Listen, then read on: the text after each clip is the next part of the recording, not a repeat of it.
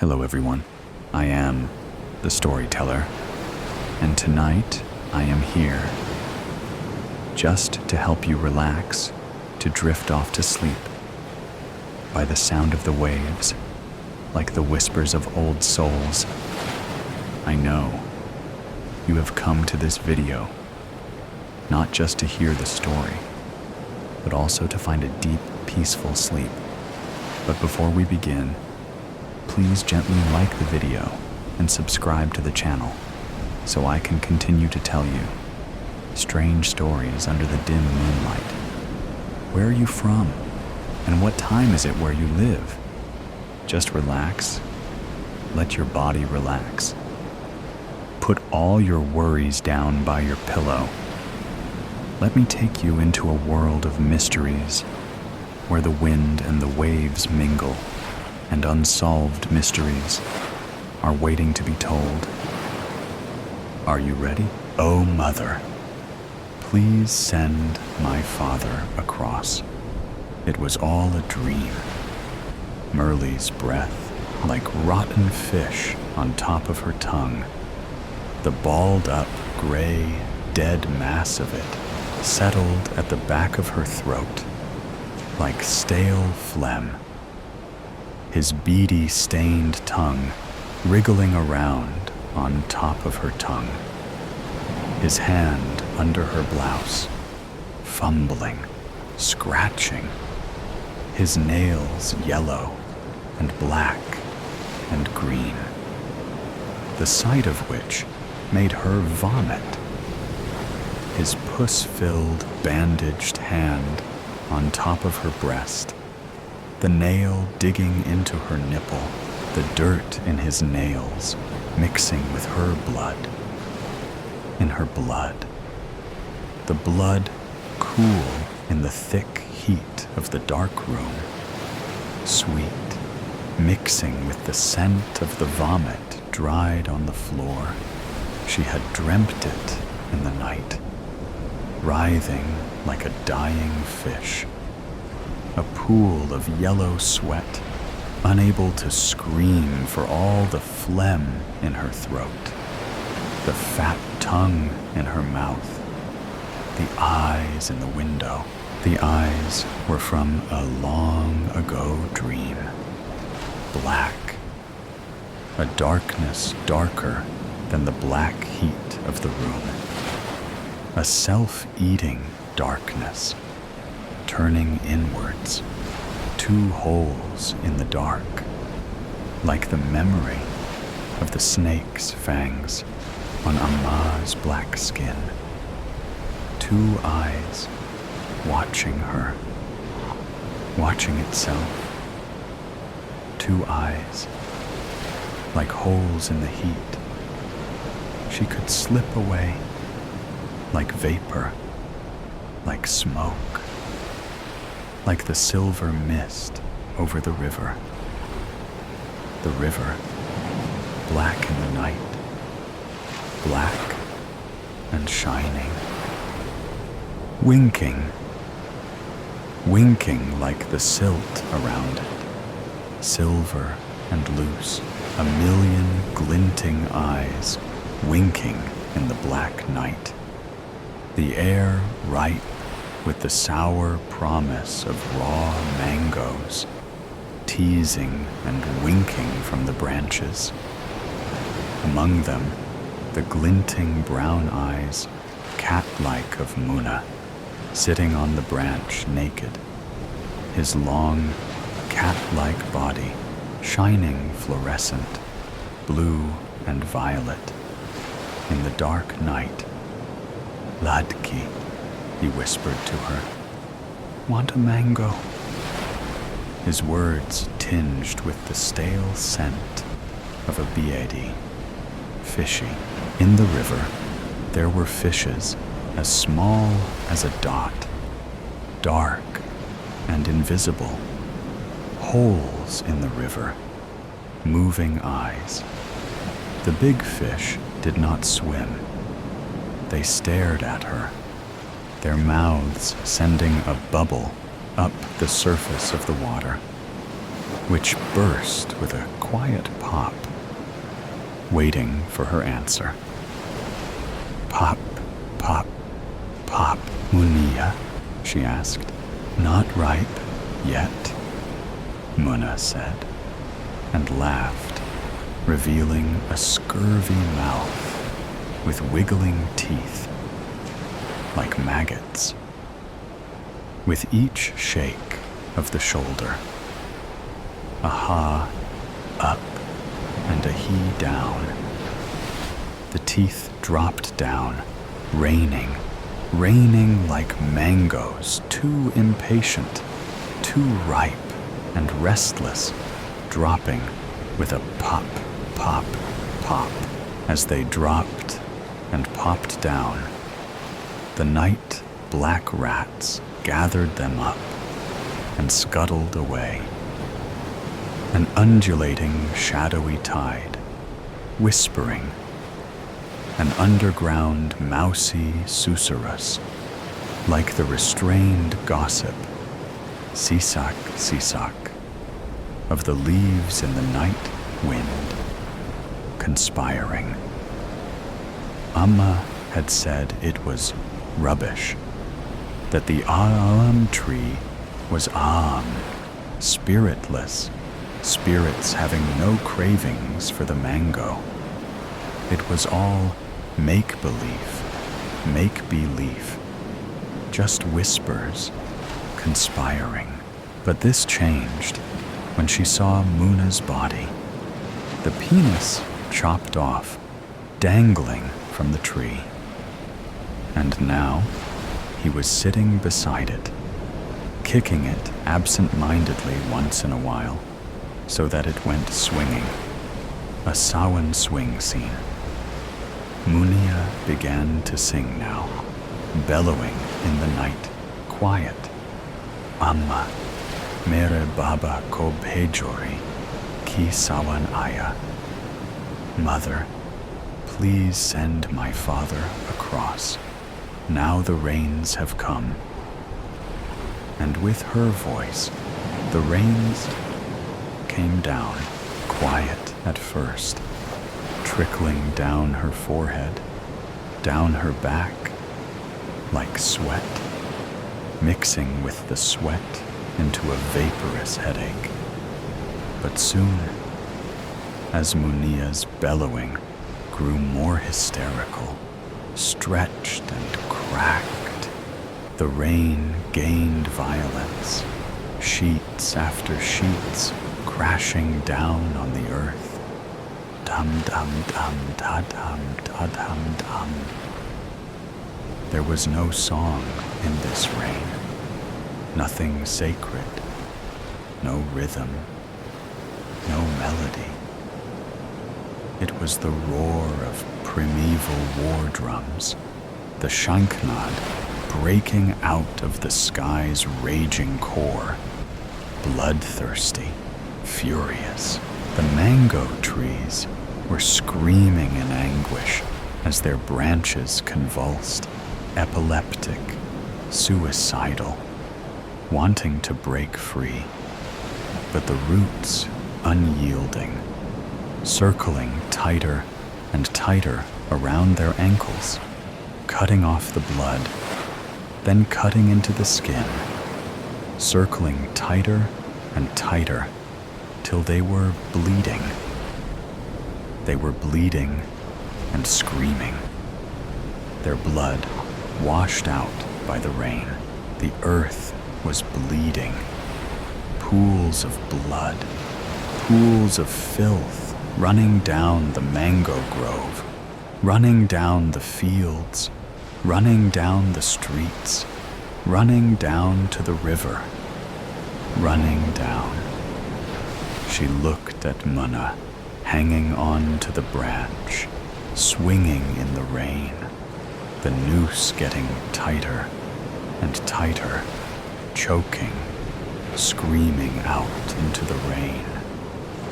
Amma, mere baya ko bejori.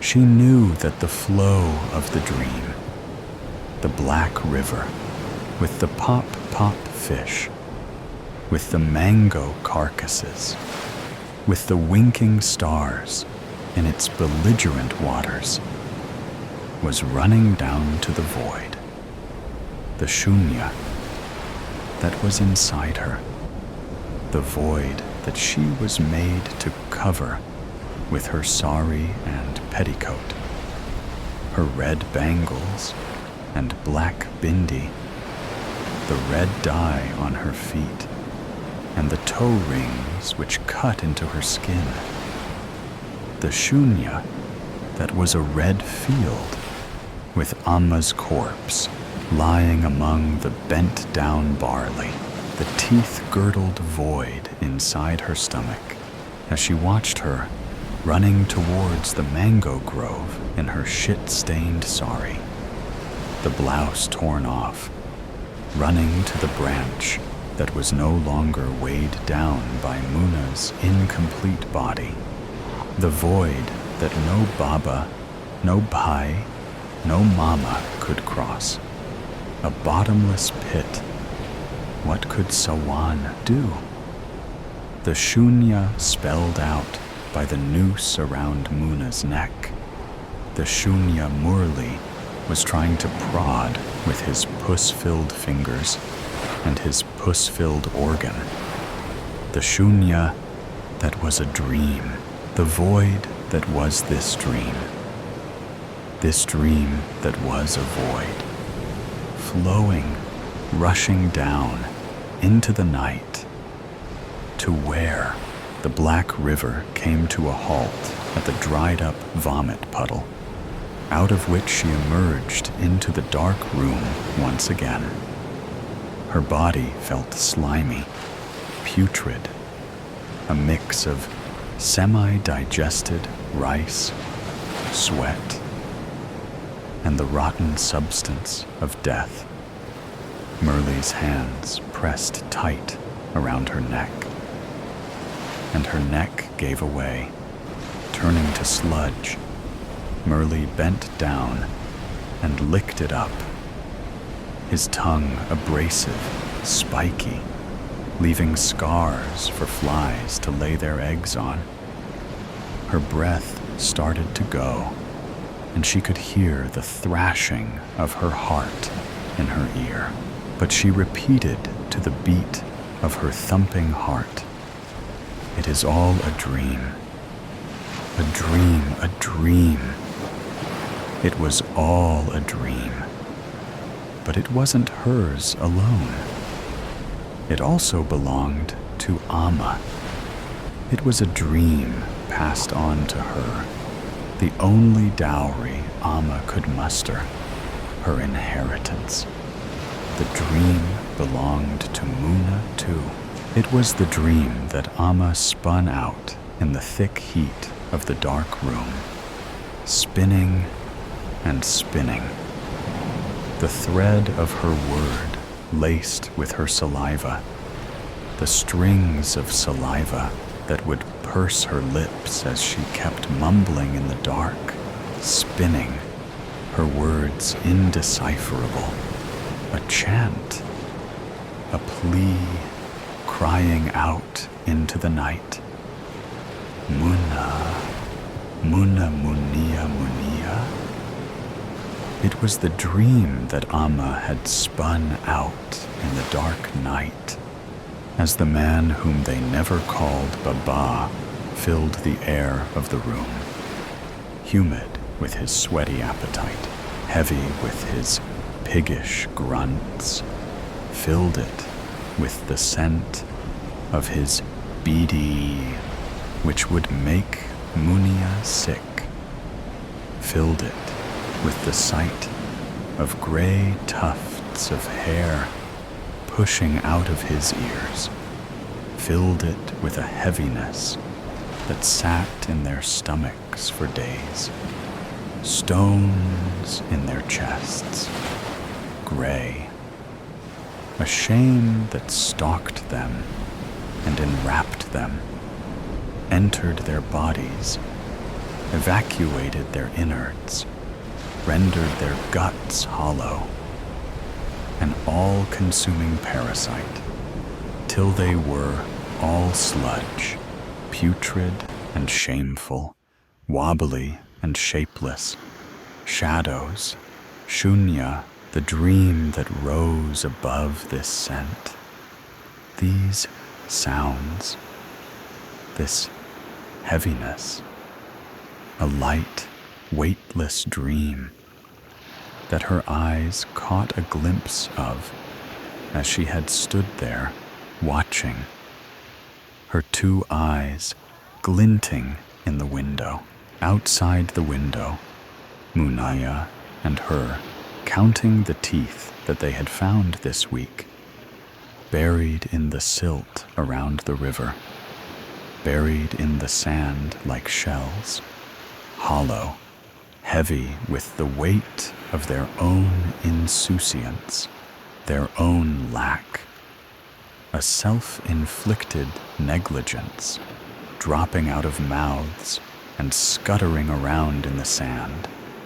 Sometimes they found worms inside them, pink and white and sometimes green.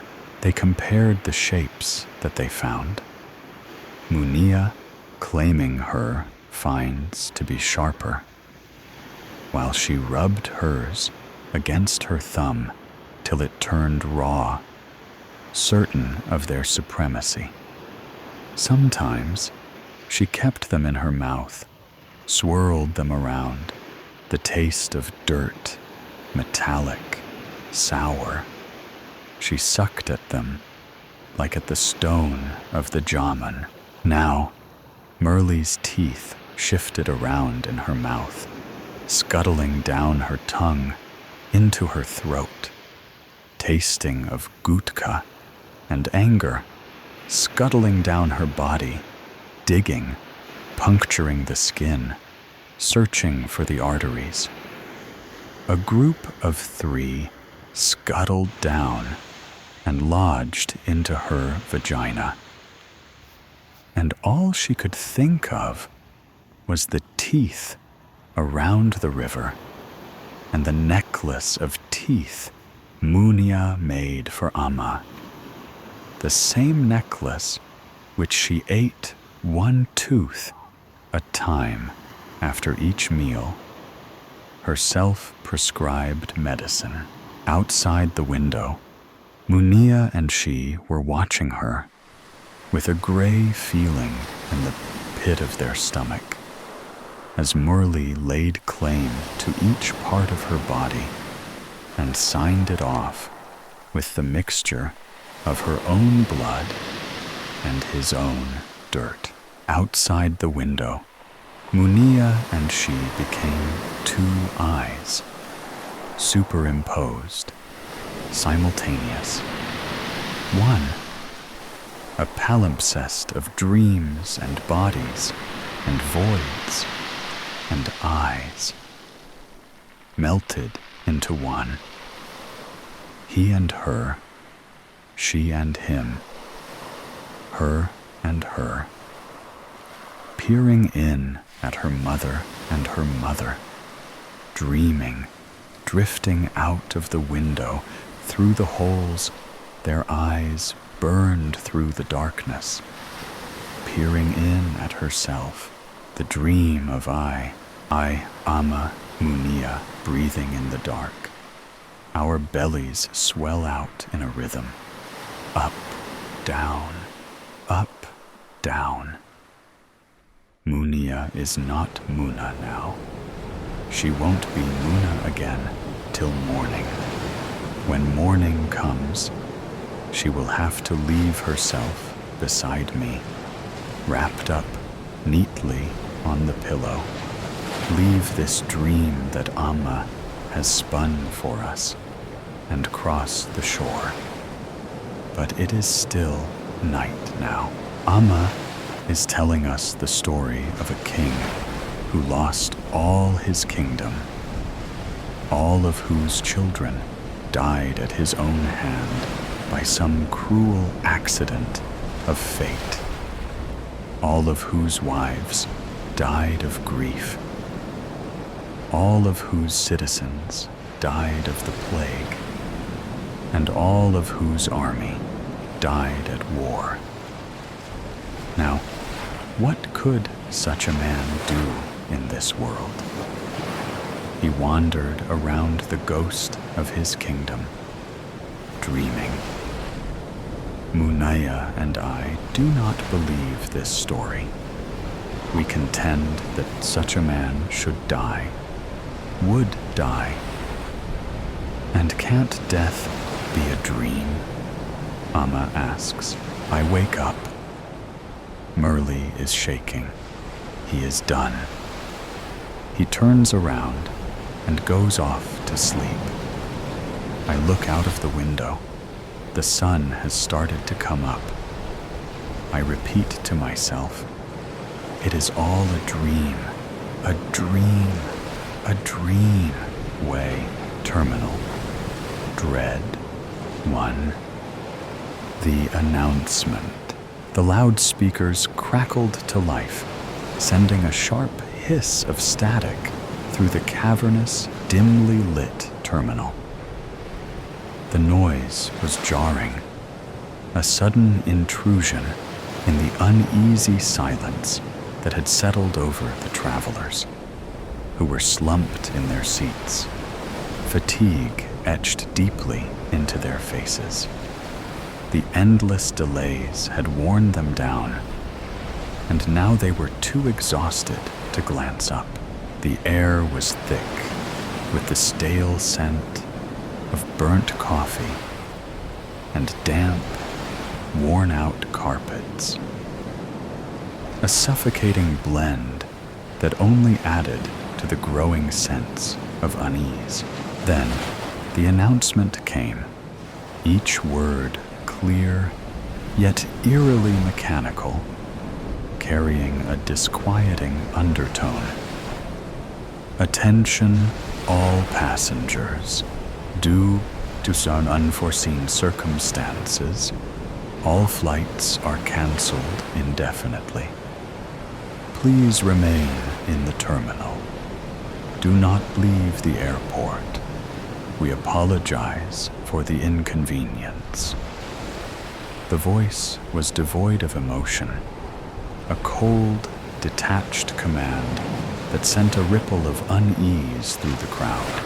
Murmurs of frustration, tinged with fear, spread among the passengers, their voices rising and falling like the tide. Overhead, the departure boards flickered, the once orderly rows of destinations and times now spiraling into chaos as every flight switched from delayed to canceled. The fluorescent lights above seemed to dim in unison, their sporadic flickering casting long, jittery shadows across the floor. The terminal, once bustling with the energy of travel, now felt vast, cold, and hollow. A tomb of missed connections and lost hope to the unseen. Hours dragged on, though no one could tell whether it was hours or mere minutes. Time had lost its grip, slipping through the cracks like the insidious cold that seeped into the bones of those huddled in the terminal. People tried to make themselves comfortable, reclining awkwardly on the hard, unyielding plastic chairs, some curling up on the cold, unforgiving floor.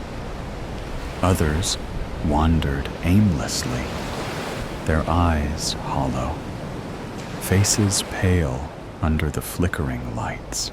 The airport staff, usually a constant presence, had vanished without a trace.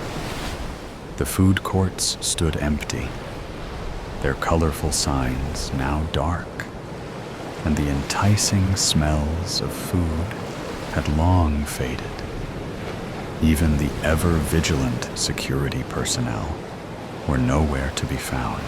The only sound was the low, relentless hum of the air conditioning. This dull drone draped the terminal in a blanket of oppressive silence. Occasionally, the rustle of a traveler shifting uncomfortably, or the faint tap of rain against the massive windows broke the quiet.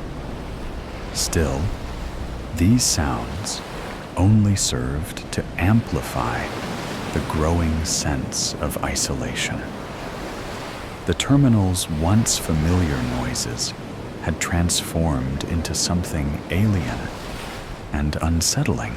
A young woman, clutching a frayed boarding pass like a lifeline, approached the information desk, her footsteps echoing eerily in the empty space. "Excuse me?" she called out, her voice trembling as it reverberated off the walls, swallowed by the emptiness surrounding her. "Is anyone here? What's going on?" Her voice lingered in the air, unanswered, before fading into the void. She turned back towards the scattered passengers, her heart pounding. Then, something caught her eye, a fleeting movement in the glass's reflection, a quick and fluid shadow slipping away into the dim corridors leading to the gates. She spun around, eyes wide, but saw nothing. The same lifeless scene. Yet something had changed. The air felt thicker, heavier, charged with an unseen menace. It was as if the terminal itself was watching, waiting. Others began to sense it too. Paranoia spread like a contagion, infecting one passenger after another.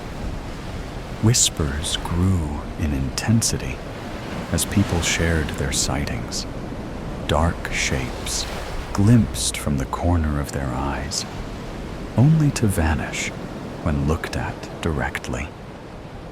A man, pale skin glistening with sweat, swore he saw a figure.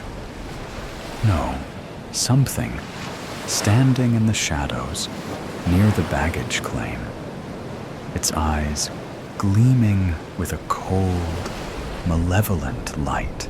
His voice cracked as he recounted the encounter, his gaze darting nervously around the terminal, as if expecting the shadow to return. 3. The departure.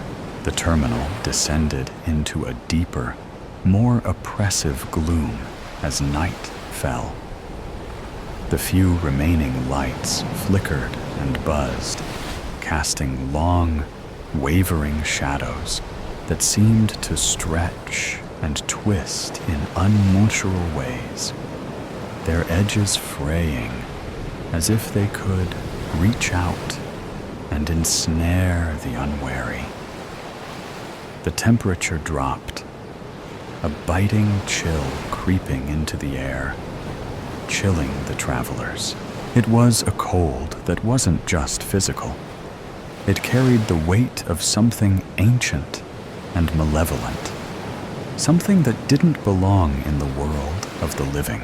A family huddled together near a gate, the mother clutching her children tightly, her eyes wide and wild as they darted around the room, watching the shadows with growing terror.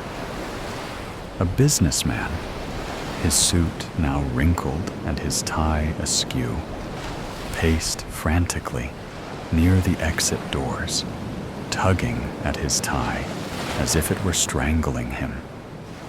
Others remained rooted to their seats, too afraid to move, their eyes heavy with exhaustion, yet wide open with fear. Sleep was not an option. The darkness held many unknowns and unseen threats. Then, a sound came from deep within the terminal. A low, rhythmic thudding. Distant at first, but growing steadily louder. It was the sound of heavy, deliberate footsteps echoing through the deserted halls. But these weren't the footsteps of a person. They were too slow, too heavy, and each step seemed to reverberate with a dull finality, like the tolling of a death knell. Panic erupted. People screamed, bolting in all directions, their frantic movements chaotic and disoriented as they searched desperately for an escape.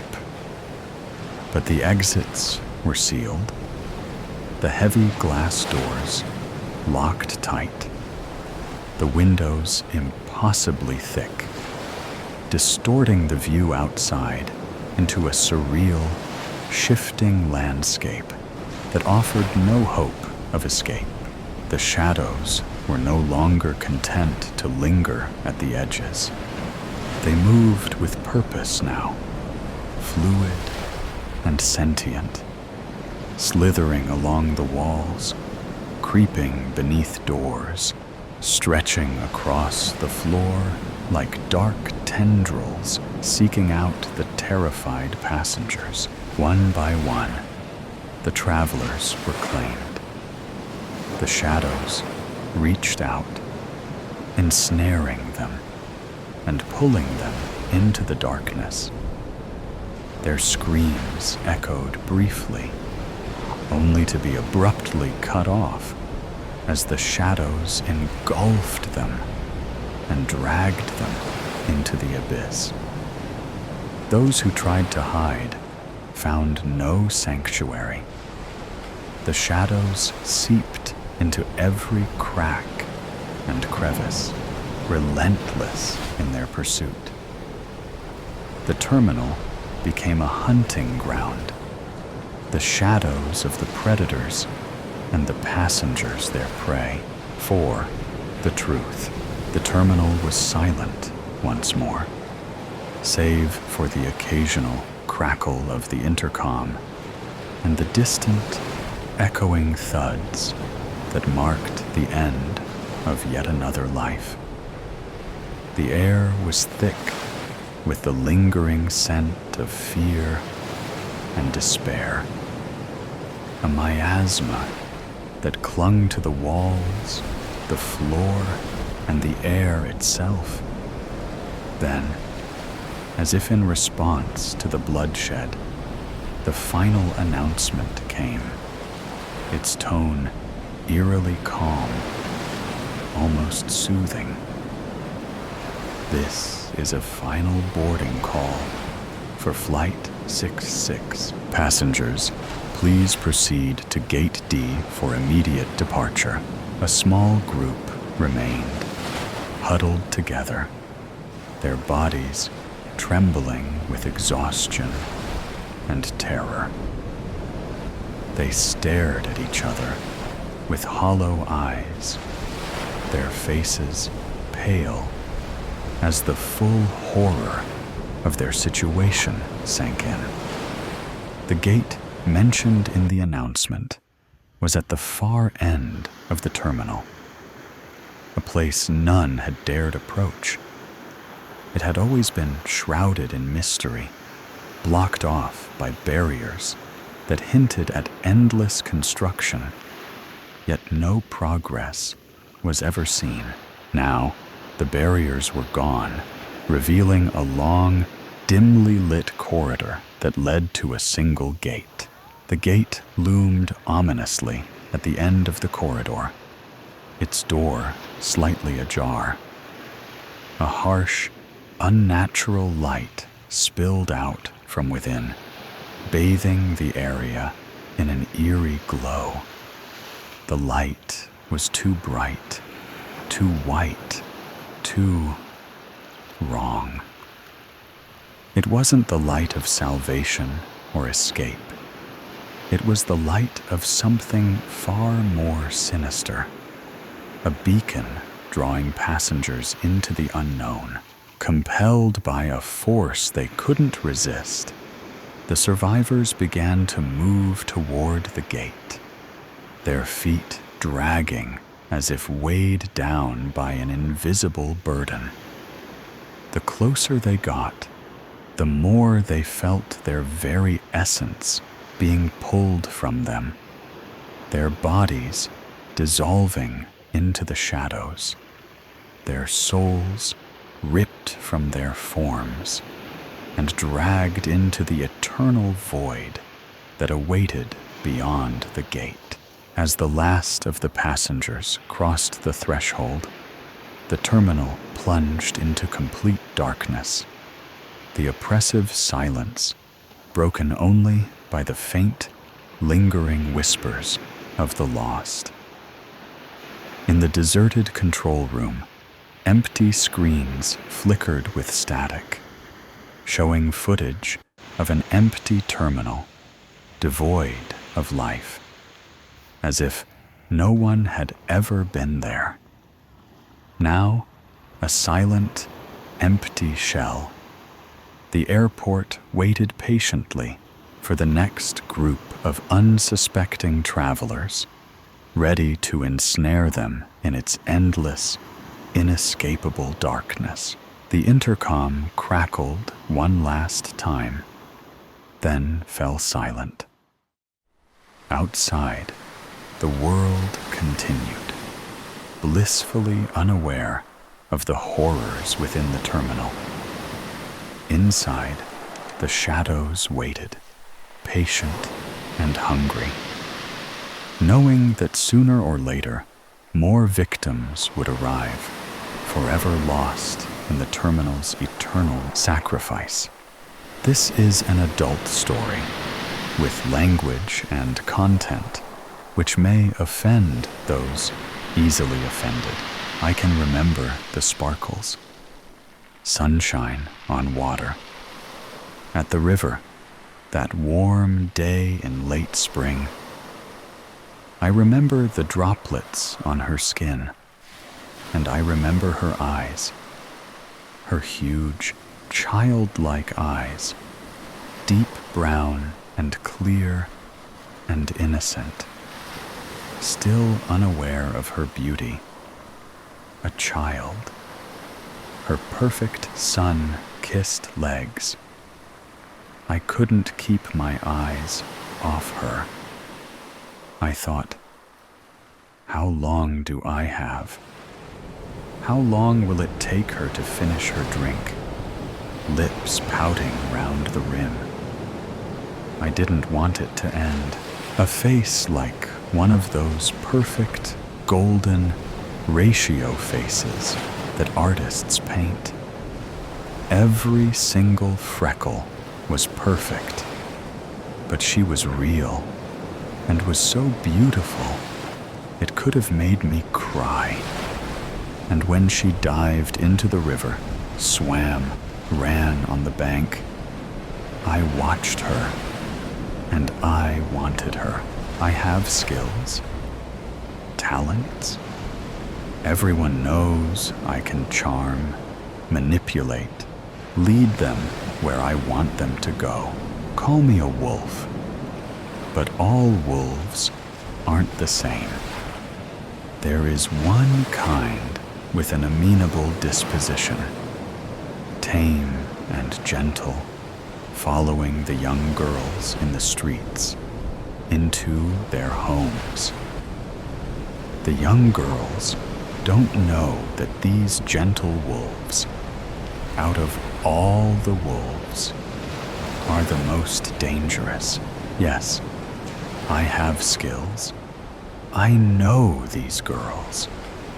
They go for the bad boy, and I am the likeness of a devouring wolf, strong and mighty, with great, large eyes, which in the night sparkle like fire, and a wide mouth with most sharp and cruel teeth, a strong body.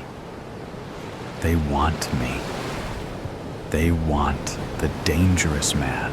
All the girls are racing to be the first to bleed, first to kiss, first to touch, first to fuck. It's not that they especially want any of these things, but they are terrified of being different, of being left behind. Stay with the flock, keep in time.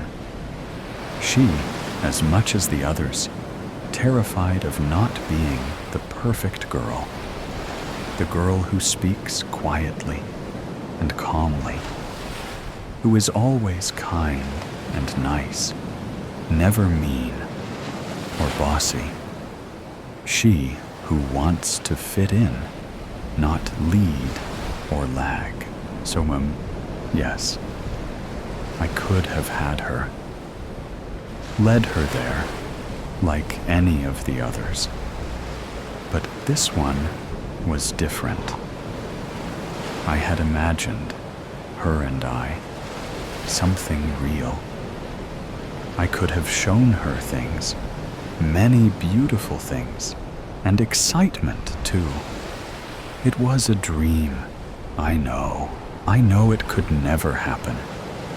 Eventually I'd change, and it would all go bad.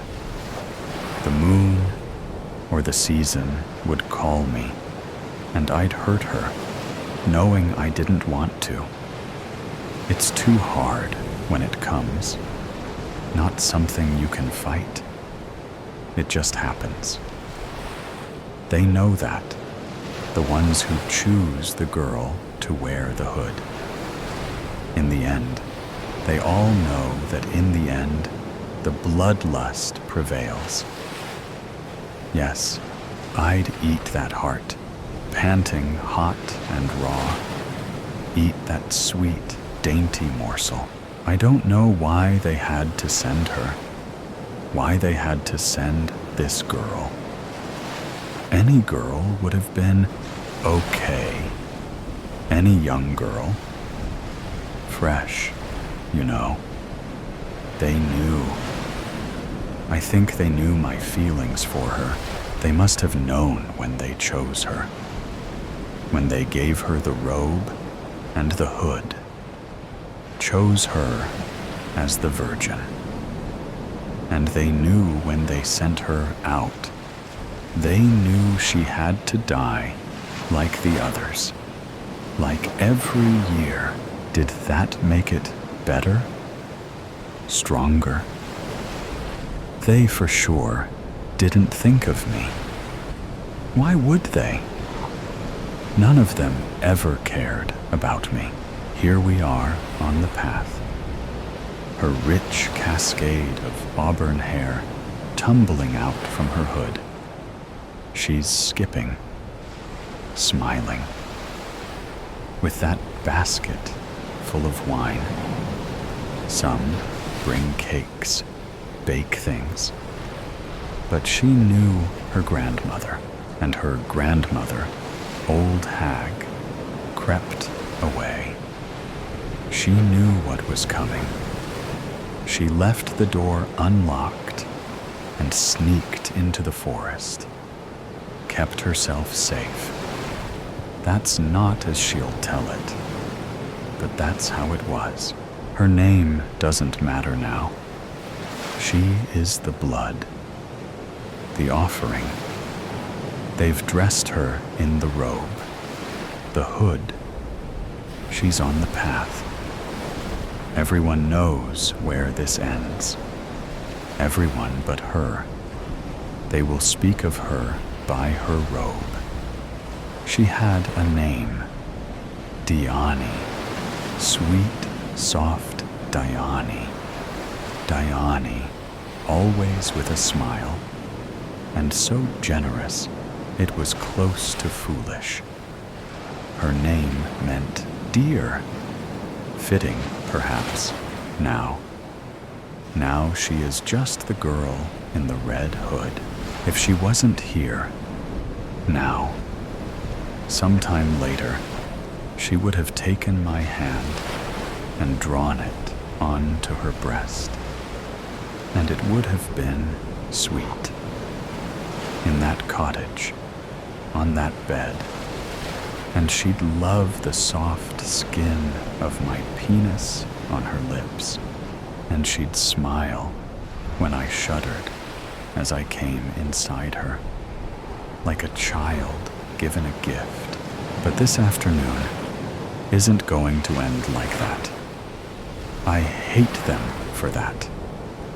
I want to call a pack and hunt them all down. They should fear me now.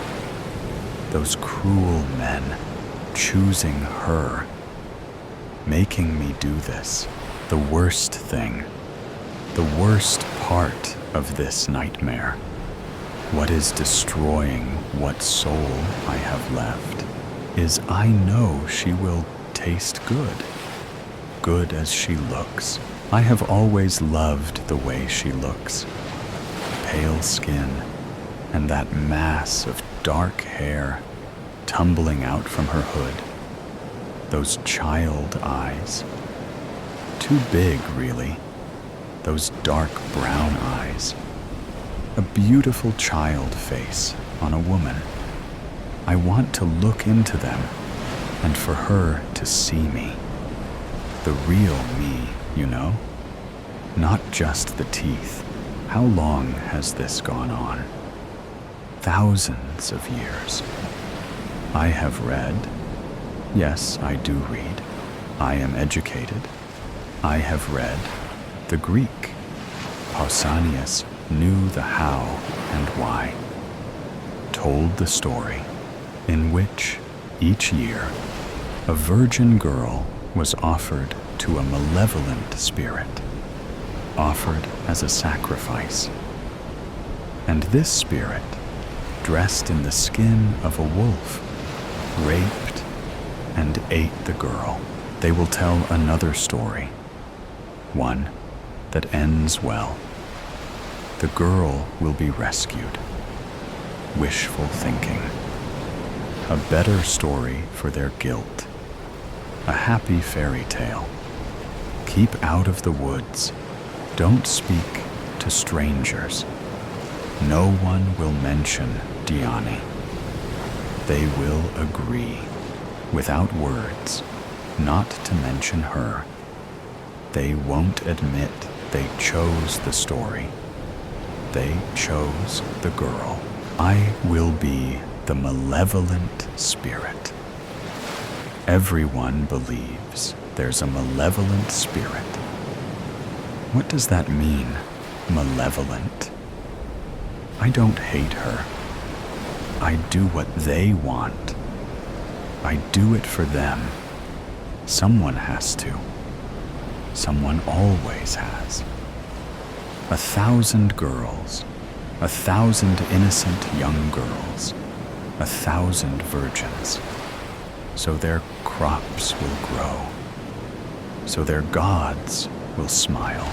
I don the skin, the rank smelling skin, and pull the fangs into my mouth. It will haunt me. Next year, and the years after, all I will see is her eyes. I will see my teeth in her eyes. Watch her last moments, her confusion, and the rising fear. Her scream as I take her. Remember her hair tumbling from her hood. Remember the soft, sweet taste on my lips. As we stroll through the woods, the flowers mock me. They cover the peaceful, sun-dappled glades. Bluebells crowding round the base of the trees like flirting girls. Sweet-smelling columbine in the glades. The dog violet line her path. Beau, as she walks to her sacrifice. Take your time, pick some flowers, I say. It's a lovely day. I know I'm going to do this. I know the flowers will cover the smell of your fear and your blood when I take you. Will help cover the stench when my teeth rip open your stomach. The gods will smile. They're bastard smiling gods. And the villagers, they all know it's happening. Duplicitous, lying, cruel bastards. They will cover it up again. They will tell their tales like they always do. But they all know what big teeth I have and who I'm going to eat. One book. Wonder. New York City, 1955. Lonnie White pulled up his collar at a Fifth Avenue bookstore window against the cold. Black patches from lack of sleep lay under his eyes. Snowflakes, each an unkindly tiny angel to his mind, descended in the night. But it wasn't the crystals scurrying down his back that gave him the shudders, nor was it the ice melting in the hollow of his back. It was the overwhelming thought the snow crystals gathered together purposely of one mind, a sentient being. This is not possible, he told himself, but it feels all the same, like crystals of death prescient in their condemnation. He laughed at the poetic twist, coming out of his throat like a choking hack. The absurdity of his mind. The existence of hell is ridiculous. Well-dressed Manhattanites strolled by. Ankle-length dresses, pillbox hats, fedoras, and double-breasted suits. Lights flashed, and horns blared from hulking post-war automobiles, as if crying out to him alone, as if they knew him, were accusing him. Lost in thought, he stared, unblinking, at the best-selling novel on display, Scarlet Streets. A photo of the author, Julia Christensen, was poised on the back cover, a beautiful blonde. Her soft brown eyes radiated an undeniable sexual allure. If a passerby were to listen, which they never did, they might hear Lonnie mumbling at the window as they skirted around him. A bestseller, he would announce quietly, shaking his head ever so slowly. A bestseller. A young man, Lonnie was as plain could be. He wore jeans under a green military jacket, though he had never been in the service. Neither handsome nor ugly, he was a man no one noticed. And yet, he preferred it that way. A ghost to the world. Anyone who bothered to look closely could see he was deranged in his loneliness. But no one bothered to look at all, much less closely. His only unique quality was that he lived alone in a 30-room Washington Heights castle, north of Manhattan. The medieval structure was inherited when his parents died. The trust paid the taxes and bills, providing him a stipend to live on. He had no family, No need for a job, no need for friends. Occasionally, like now, he would visit what he thought of as his storefront and think back to Julia, his one and only lover. "I loved her," he said to the glass. "I truly did. I'm not a bad person." They had met randomly when they had shared a park bench the previous summer. He had guessed she was an actress, and she had responded with a shy smile, as if he had guessed correctly. For some reason, he had mentioned Shakespeare was an actor and a writer. She, of course, had asked if he was a writer. He had admitted this was true, letting his ego lead the way, as men will do when impressing young women. But he felt he was not an authentic writer by any stretch. For this, he had to publish. He simply tapped away on his Smith Corona clipper within his castle tower, his garret, overlooking the Hudson River. Sweating, smoking endless, unfiltered Chesterfields, he pursued his great American novel from a place where his dire imaginings could flow. Julia's eyes had glowed a special admiring look, and he let the inner warmth of another human being bath him. Much to his surprise, they struck a friendship which began with meeting for coffee in the village and eventually moved on to lovemaking in her apartment. One thing he knew for sure was to never bring her to his castle, for then she would know he had risen no higher in life than an unemployed trust fund recipient and was not a successful writer. This was wrong of him, he knew. But what could he do? This beautiful woman gave him the kind of attention he had never had. Is there any actual harm in letting her think better of me than you really are? Is it so bad to go out and embellish your wardrobe with fine suits to be the man you want to be? What if this is your only and last chance to feel a love and sexual embrace you had known only others to have? And so the deception went on until Julia, as any curious woman would, wanted to see what Lonnie had written. The book he had been tinkering away at did exist in a high stack of typed-out white paper, cross-outs, and scribbles.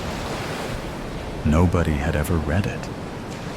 The book was just the tapping on typewriter keys to burn his time.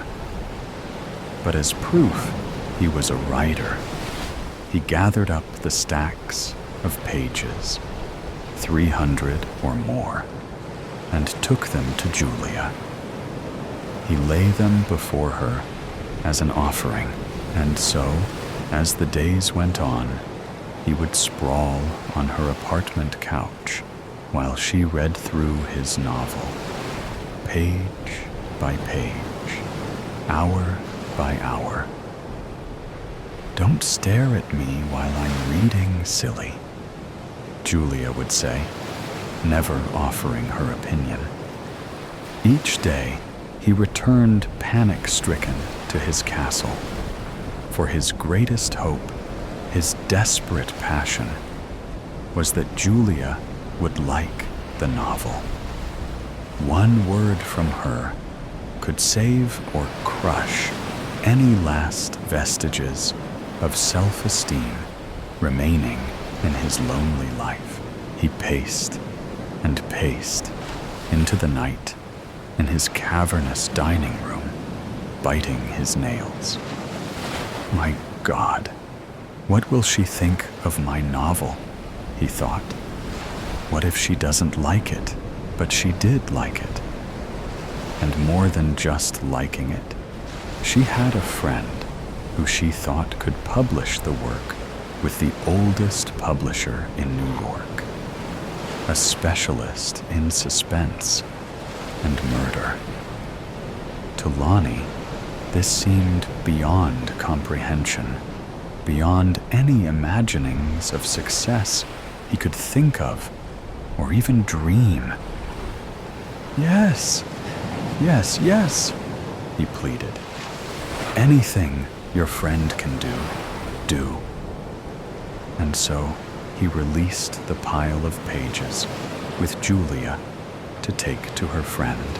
In just 2 short weeks, Julia had word back from Bill. Could Lonnie meet her at her apartment?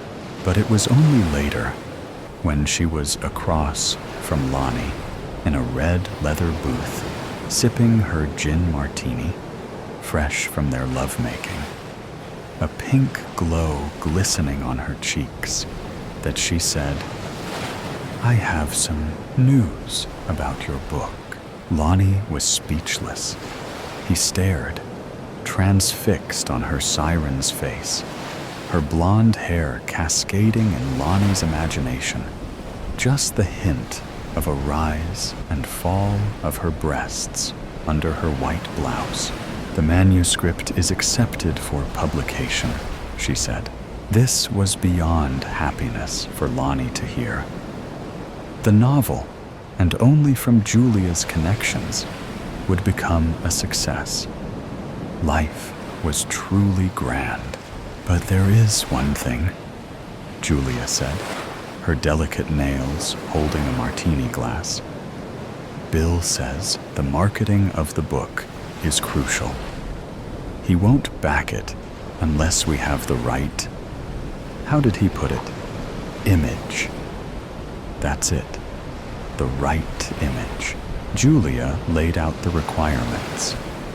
"The author needs to be a woman. Me, actually. You have to understand how important this is. Bill says books sell with sexy authors. And you, Lonnie, well, as much as I love you, do you want the book to be successful? It could make a lot of money." At first, Lonnie thought, "No way will I let my book go to a publishing house unless under my name." But then he also thought about what he would walk away from. Lonnie was simply a hobbyist writer. Sure, now that he knew a publisher was interested, he could send it out to multiple publishers and maybe find someone else. But with Julia as the author, he had something else. He had Julia. He had the last and only pleasure he would ever find in a woman. A woman who would likely be offended if he didn't do things her way. A woman who he didn't want to risk losing. It was decided. Julia Christensen would be the author, Lonnie the ghostwriter. "Do you think it would be a good idea to send it out to other publishers?" Lonnie asked. Julia bristled, her eyes staring down. "Maybe, if you don't trust me." This, of course, settled it. The book came to market, and at first went nowhere, but slowly gained traction as a sleeper with a growing readership. A tragic murder mystery with a twist. Heart-rending, the New York Post book summaries said. And so, in 6 months, the book climbed into the bestsellers and became, by all appearances, a blockbuster. At least it was successful from Lonnie's view, reading the trades and watching Julia Christensen on the talk shows. The book is a hit, a tremendous hit, Julia said, after dragging her upper teeth against her lower lip. Lonnie stared, mesmerized. They were perched on Julia's new kitchen island. She had explained she needed a nicer apartment in case news people were to follow her home. Image, she explained, was everything. Lonnie fidgeted in his chair. It seems like we should get an advance or something. Julia flipped her right hand as if swiping a bothersome mosquito. All the money went to marketing, dear. Lonnie took in the marble kitchen island, the lavish oriental rugs, the view of Manhattan. Hesitating like she had remembered something, Julia said, "You'll see. The truth is, I wouldn't even have taken this apartment if Bill hadn't insisted. I've never met Bill. Soon, honey, soon. You'll like him." Within a few months, Lonnie was leaving messages for Julia, and she wasn't calling back. What could be wrong? True, it might offend her, but he decided to stop by. How else could he see her, set things right? He knew she was busy, but this was only fair. A man Lonnie had never met answered the apartment door. "My good man, you must be Lonnie," he said. Lonnie could smell greasy hair tonic. The man was lanky, tall, and Lonnie had never seen a human being whose eyes smiled less. "Julia? Lonnie!" Wearing a white robe, loose enough for Lonnie to realize this was all she wore, Julia leaned through the doorway of the kitchen. "I would have called you. Finally, you meet Bill." "Bill? Introduce yourself." But Bill didn't have time, as Lonnie swept past him to Julia, who was poking cubes of raw steak and vegetables with a skewer, chopped potatoes, onions, a cucumber. Something rose up in Lonnie, an anger in his chest that grabbed his heart, prevented him from taking a breath as he choked down a venomous, dark taste. Julia could see the anguish in Lonnie's eyes, the naive awareness widening in a little boy's innocence. "What? You think I'd tie up with a loser? A one-book wonder. You've got nothing, Lonnie, not even your book. Now get lost." But we stole it, Lonnie. Your book, yes, but more than that, we stole your creative energy, your mind. It wasn't the words she said that ripped through Lonnie's mind. No. It was recognizing the flush on Julia's face that Lonnie so cherished that set him off, causing him to lose himself in an inner roar rising into the front of his brain. A blinding white, Lonnie grabbed the shish kebab skewer and held the back of Julia's head by grabbing her hair with his left hand. He plunged the steel point into Julia's right eye, then slowly thrust the length forward, his head slightly tilting in curiosity at the ease of the pointed steel scrunching through to the rear of her skull. She screamed and fell, with her hands gripping her face. Lonnie yanked out the skewer, and he was no longer slow or curious. He punched the steel again and again into her chest, blood splattering on her white robe. With each thrust, he felt the emptiness of his life, the never having the authentic love of even one woman. It was so ruthlessly unfair. He ignored Bill as he turned to leave. Bill, near catatonic, remained riveted on Julia's crumpled body. Within weeks, Lonnie picked up the New York Post. A sordid murder affair was splashed on the front page. Author Christensen, murder solved. Kennedy gets the chair.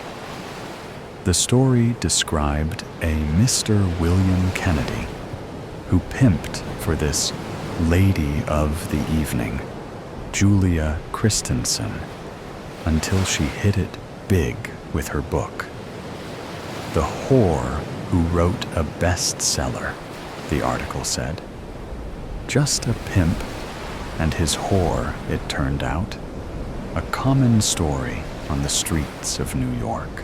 Lonnie continued to live in his drafty Washington Heights monstrosity.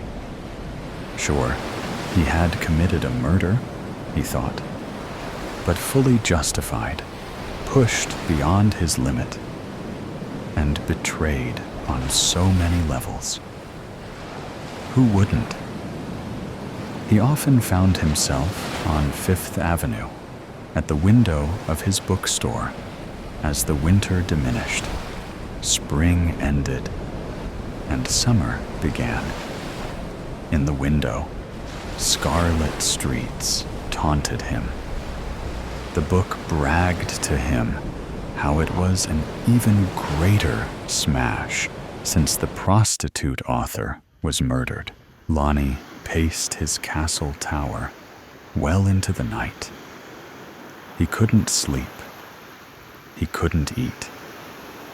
He now knew he had written a bestseller, but he couldn't claim it.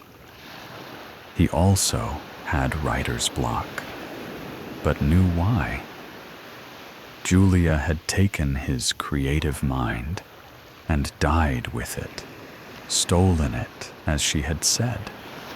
She had taken who he was somehow, his talent.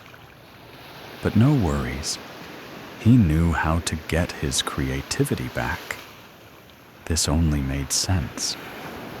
He grinned to himself. That's it? What greater power than talent? And I'll have plenty. The woman lying in front of Lonnie had published not one, but 4 novels. He had followed her down the dark streets of Brooklyn. And it wasn't difficult, with a little chloroform, to get her back to his castle. She was now tucked safely away within the basement crypt.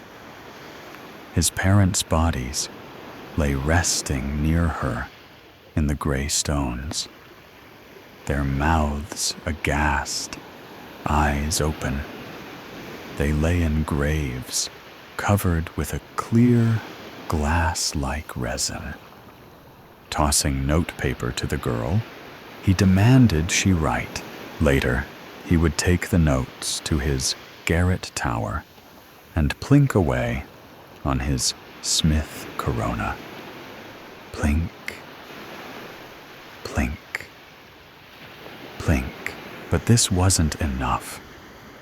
Only by piercing his eyes into the depth of her creative mind, fusing his eyes with hers in an inexorable transformation, could the process work. He strapped her down on her back and lay prone against the top of her, her soft warmth compressed against him.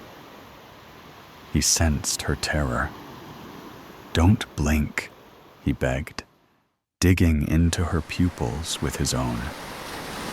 "The windows are your soul," he pleaded. "I must meet you at exactly the right moment. The moment your eyes go dead." He tightened his hands ever so slowly on her throat, saving the moment, perfecting, staring. As the girl's eyes died, he could feel her talent moving to his own mind exquisitely. The tiny angels of a sentient being joined him, the ice crystals, the snow. Once completed, he could feel his creativity soaring. He couldn't wait to go to his garret, couldn't wait to join his Smith Corona. But first, some business. This was only a respect. He honored her with her own place and lay her carefully, lovingly, he felt, in an open grave, the row his parents lay in. Covering her with clear resin, she formed a sanctuary of her own, her face aghast, mouth open, eyes seemingly aware. But even while doing so, he tried not to dwell on the acid in his stomach. The burst of talent she'd given him would play out. When the time came, he knew there was only one way to refill his creativity. The snow talked to him, beckoned him on. The crystal angels.